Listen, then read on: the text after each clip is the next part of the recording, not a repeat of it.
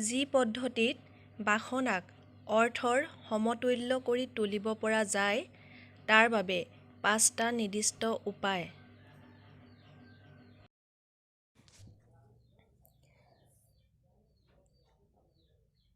ঠিক কিমানখিনি ধননো আপোনাক লাগে তাৰ এটা হিচাপ মনতে স্থিৰ কৰি লওক। সকলো সময়তে ধনকৈ বলিয়াৰ দৰে ঘূৰি ফুৰাটো উচিত নহয়। মনস্তাত্ত্বিক কাৰণতে আমাৰ প্ৰয়োজনীয় ধনৰ এটা নিৰ্দিষ্ট সীমা থকা উচিত।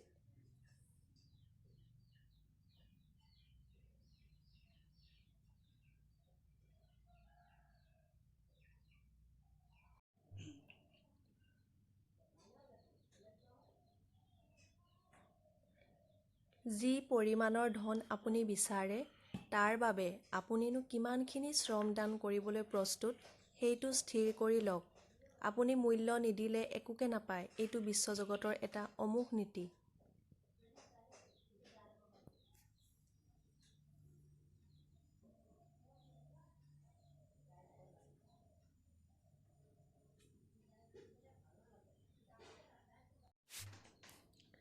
আপুনি বিচৰা ধন কিমান দিনৰ ভিতৰত পাব বিচাৰে তাকো স্থিৰ কৰি লওক।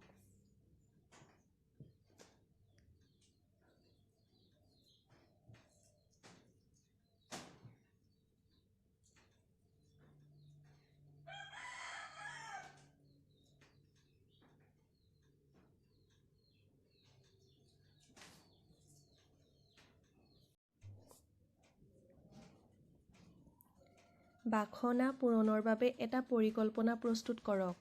পৰিকল্পনা প্ৰস্তুত হোৱাৰ লগে লগে কামত হাত দিয়ক।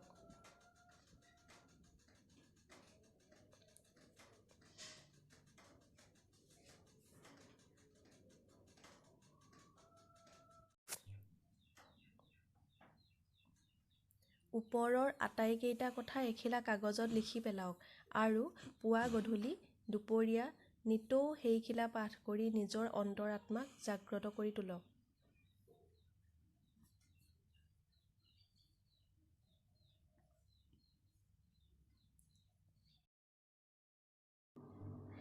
ওপৰত দিয়া নীতিবোৰ মানি চলিলেহে আপুনি আপোনাৰ ইচ্ছাক স্বৰ্ণময় কৰি তুলিব পাৰিব। বিশেষকৈ 5 নম্বৰ নীতিটো। আপুনি হয়তো ক'ব, ধন মোৰ হাতলৈ আহিল। এনে কল্পনা কৰি লোৱাটো এটা অসম্ভৱ কথা। এইখিনিতেই আপোনাৰ বাবে প্ৰয়োজন জ্বলন্ত বাসনাৰ।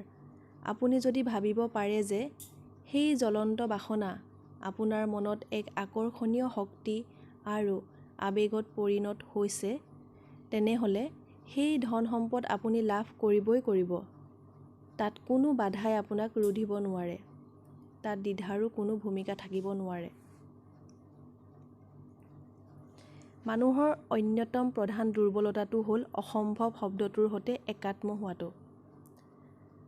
সফল হ'বৰ বাবে আচলতে প্ৰয়োজন এটা নিখুঁত ধাৰণাৰ। সৌভাগ্যৰ বলত ধন সম্পদ যেতিয়া আহিবলৈ আৰম্ভ কৰে তেতিয়া বহুতেই ভাবিবলৈ লয় যে এইবোৰনো ইমান দিনে ক'ত লুকাই আছিল। কথাটো অৱশ্যেই ভাবিবলগীয়া, কাৰণ আমাৰ সাধাৰণ ধাৰণা হ'ল সাফল্য আৰু অৰ্থ তেওঁলোকৰ দ্বাৰাহে লাভ কৰাটো সক্ষম হয় যিসকলে দীঘলীয়া সময় জুৰি কঠোৰ পৰিশ্ৰম কৰিব পাৰে। আপুনি যেতিয়া চিন্তা কৰি ধন দৌলতৰ সন্ধান পাব তেতিয়া দেখিবলৈ পাব যে সম্পদৰ আবিৰ্ভাৱ ঘটে মনৰ এক ধৰণৰ বিশেষ অৱস্থাৰ পৰা, যাৰ সতে মিহলি হৈ থাকে উদ্দেশ্যৰ নিৰ্দিষ্টতা। প্ৰত্যেক মানুহেই ধনশালী হ'ব বিচাৰে, কিন্তু ইচ্ছা কৰিলেই মানুহ ধনশালী হ'ব নোৱাৰে। তাৰ বাবে প্ৰয়োজন উদগ্ৰ বাসনা, নিখুঁত পৰিকল্পনা আৰু প্ৰেৰণাময় কৰ্মোদ্যম। এই 3 শক্তিৰ যথাযথ মিলনেহে মানুহক জীৱন সফল কৰি তুলিব পাৰে। ধন্যবাদ।